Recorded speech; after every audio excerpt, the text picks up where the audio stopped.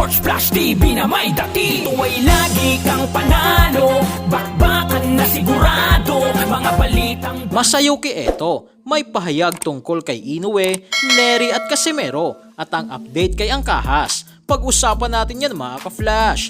Pero bago ang lahat, huwag kakalimutang i-like, mag-subscribe at hit ang notification bell para updated ka sa mga bidyong katulad nito.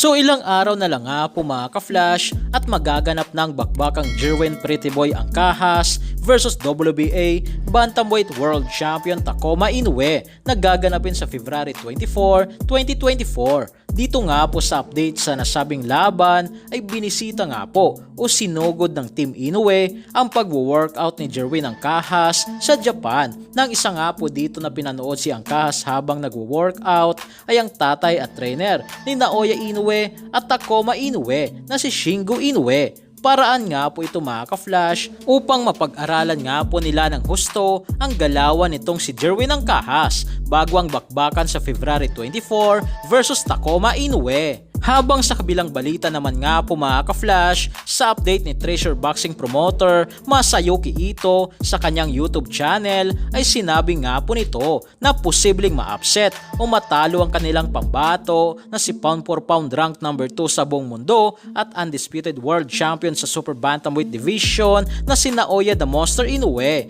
kay WBC Mandatory Challenger at former 2-weight world champion Luis Pantera Nery na inaasahan gaganapin ang kanilang laban sa May 6 sa Tokyo Dome sa Japan.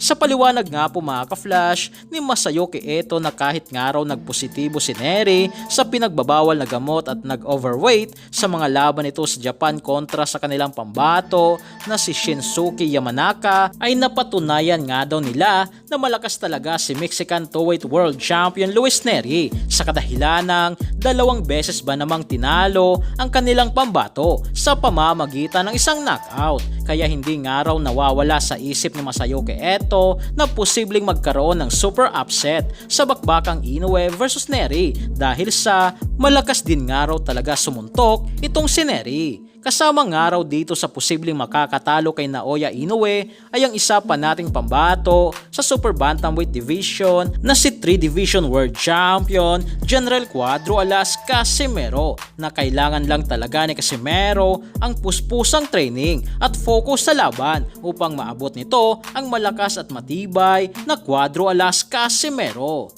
Dagdag pa ni Masayuki Eto ay antabayanan nga raw natin ang paparating na official announcement sa Inoue versus Nery sa kadahilan ng meron nga raw silang interesting at nakakagulat na announcement para sa undercard ng nasabing main event sa kadahilan ng kailangan nga raw ng isa pang magandang common event upang mapuno ang 55 seating capacity ng venue na Tokyo Dome sa Japan. Kaya ang magkaroon ng common event na General Casimero kontra sa hindi pa napapangalanan ay isang magandang hakbang para sa isang malaking laban sa bansang Japan.